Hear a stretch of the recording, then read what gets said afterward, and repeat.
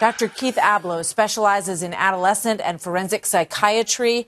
It's good to have you here tonight, Dr. Keith, once again, and on this kind of occasion. But you say that there is no safety net in this country for mental health. What do you mean by that?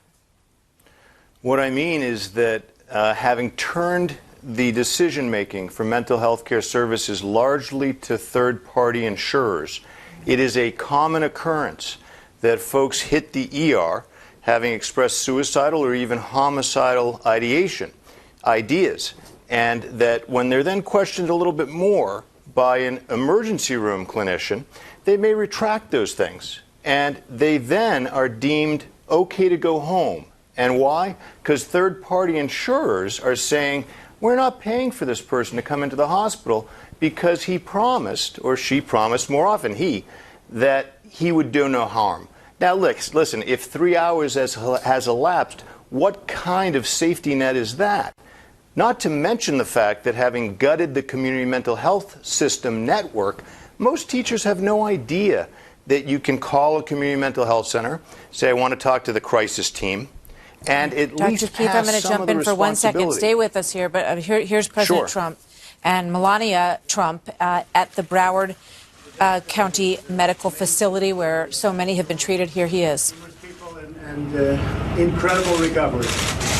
Incredible. And first responders, everybody. The job they've done is incredible, and I want to congratulate you. Incredible job. Did you speak with victims, Mr. President? Yes, I did. Yes, I did. I did indeed, and it's very sad something like that could happen.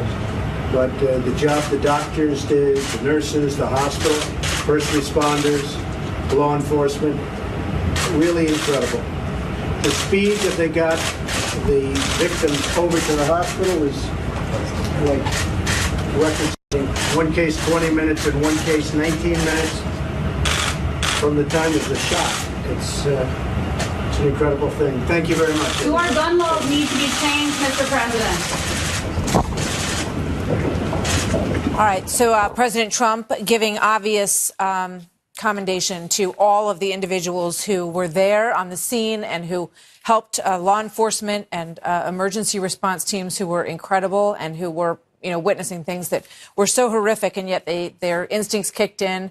They brought the injured to the hospital and did an amazing job, and we've seen so many of them released and make it through.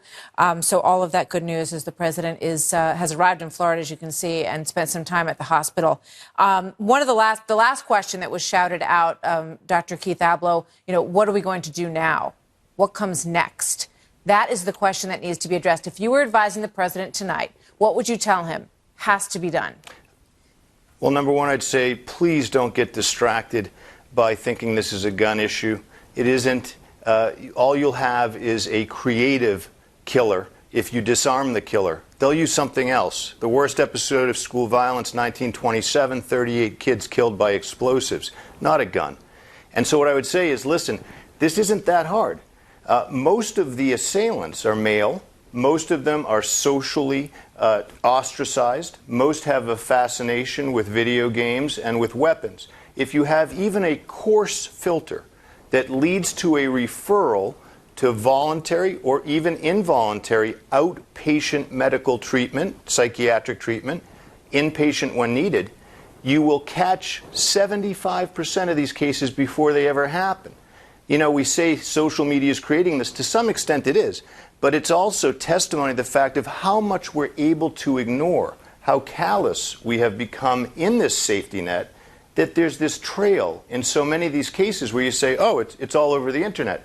Well, we've got to give people a known way, like at the tip of their fingers, where they can say, this is what you do when you have these concerns. Yeah. A teacher has to have the authority to be able to call someone anonymously and say, I'm very concerned that this child is violent. We all know that the things that are opened up by that. But the fact of the matter is that common sense needs to play a huge role, Doctor, right? I mean, we all know the difference between a kid who sketches a gun on with a crayon and someone who is clearly, this young man stalked his ex-girlfriend, said he was going to kill her. To the point where her friends would never leave her alone. So these kids' instincts were very strong, but they obviously didn't have the right people to turn to. Exactly, and we're so careful to not use the criminal justice system, but we should. If there's Absolutely. malicious threatening, that's a reason to go to the courts. The courts can then say, listen, we're not going to come down necessarily that hard. We'll do a continue without a finding with these requirements, outpatient therapy, these medicines. The courts are our friends in this, and it's sort of a court of last resort because we decimated the mental health care system. That's right. So we've got to lean on the courts for a little while to enforce psychiatric treatment. Dr. Ablow, thank you. Good to see you tonight. All right, Martha, take care. You too.